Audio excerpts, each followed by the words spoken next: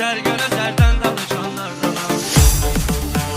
Şer olmasam, aslan olmasam da mən, çətin dərdə dərman olmasam da mən, min şükür ki insan olmasam da mən.